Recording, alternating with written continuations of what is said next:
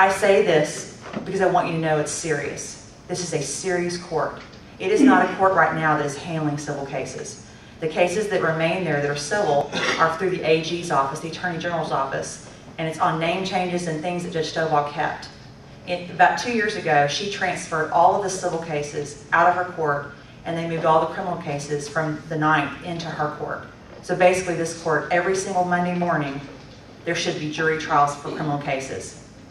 Currently, she's having 1 docket a week.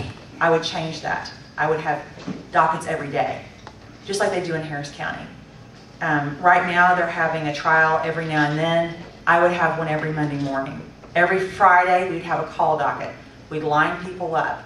We'd say, state, are you ready? Yep. Defense, are you ready? Yep. Okay, Monday morning, we're going. Because if you push both sides and you are having them be prepared, then all of a sudden people get close to being reached and they think, you know, maybe I don't want that trial so much anymore. You know, because we have great jurors here. I have been very proud of our jurors. They're not afraid to hold people accountable. My background in education, I attended Texas A&M University for undergraduate. I too paid for my law school at Texas Tech University School of Law. I paid off my school loans at the age of 35, even though I was working for the DA's office just every year. And I'm very proud to say they're paid off. I'm also endorsed by Police Inc. It's police officers looking into courtroom excellence.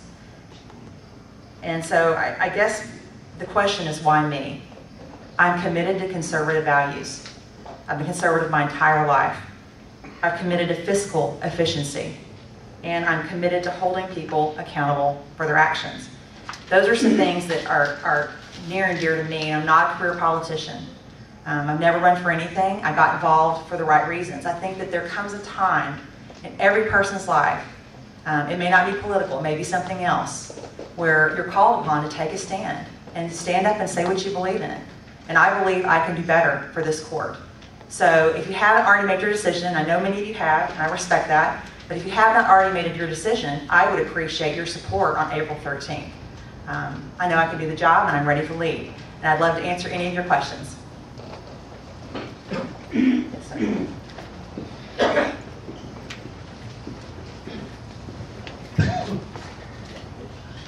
When you were talking about the inefficiency of the current system, where you've got attorneys at $65 to $70 an hour sitting out in the hallway waiting for a reset, or you've got a kid in jail for 2.5 years waiting to plead guilty. What is it specifically you plan to do to make that more efficient? The specifics that I would do is, not every court does things the same way. It's not uniform. One of the things that I've done is I've also practiced in Harris County. I'm retained on cases there and I'm retained on cases here. And I got my start as a prosecutor in Beaumont. So I've gotten to see several different jurisdictions. One of the things you need to do is on arraignment, which is the first setting. I would come out at 9 o'clock or 8:30, whenever the docket's set, I would come out on time. I would call the docket, make sure myself that everybody is there that's supposed to be there. And then what I would do is if anybody's ready, I would take them first. Any attorney's ready, take them first, get them out of there. And then what I would do is I would call people up on arraignment one by one, make sure they're on conditions of bond. Obviously, if they're a drunk driver, you need to make sure they're being drug tested and alcohol tested, those types of things. That doesn't take very long. And that's the first thing I would do. As far as people in jail, if he's waiting for his trial and wants a jury trial, then he may be there a while until we can get this backlog taken care of. But if he wants to plead guilty, day one, I'm going to have forms in my courtroom. I'm going to say, sign right here. I'm so excited you want to plead. Good luck to you. You know, let him go on to prison. If the person's going to prison, let him go. That's what I would do. I had a question. Excuse me. I'm not real familiar with the courts and all. So it sounds like that the 221st would hear capital murder. Yes, they would.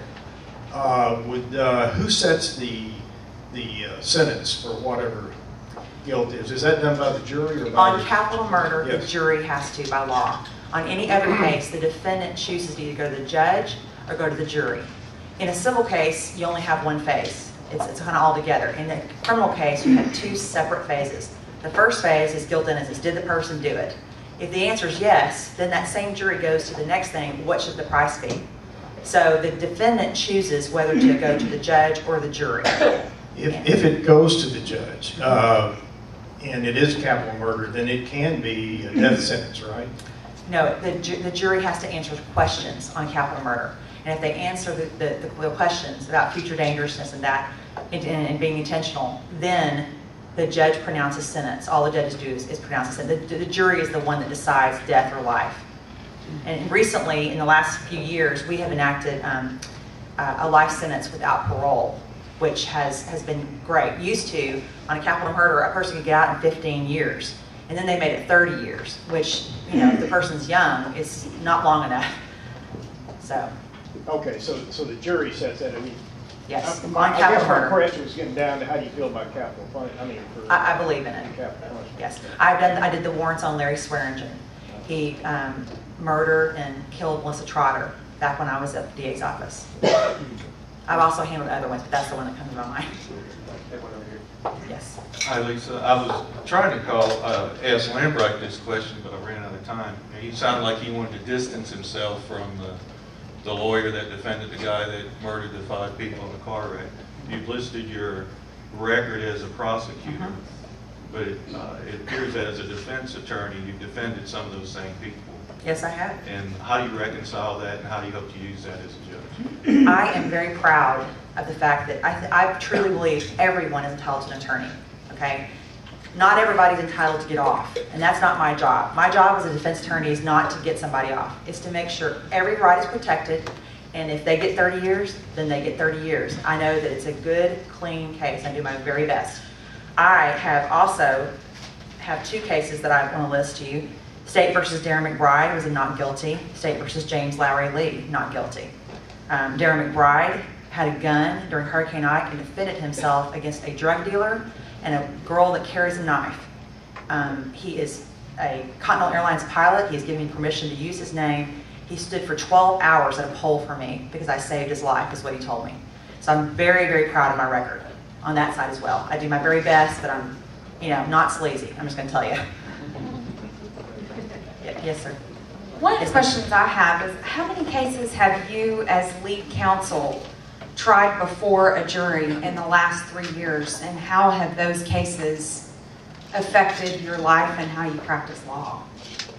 I've probably tried, it says to stop. You want me to answer the question? In the last 3 years, I've probably tried 10 jury trials. In my career, I've probably tried 50, 60, or 70, easily. And it has affected my life and has made me a better attorney because I have been on both sides. I don't think I'd be the attorney I am today if I had not seen both sides, because I have had innocent clients. And so that's to answer your question. Thank you.